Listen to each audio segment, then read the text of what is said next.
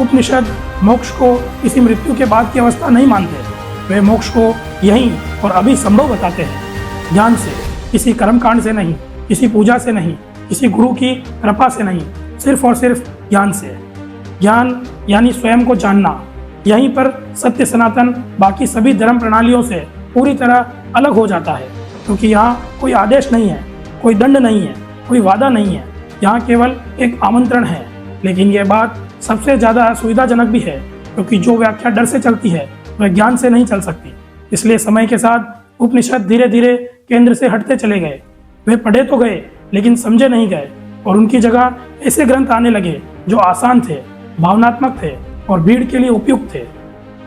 यहीं से कथा का युग शुरू होता है। लेकिन यह समझना बहुत जरूरी है, उपनिषद न तो वेदों का विरोध है, न वेदों से अलग। वे वेदों की परिपक्वता है। जैसे बीज से पेड़ बनता है, वैसे ही वेद से उपनिषद निकलते हैं।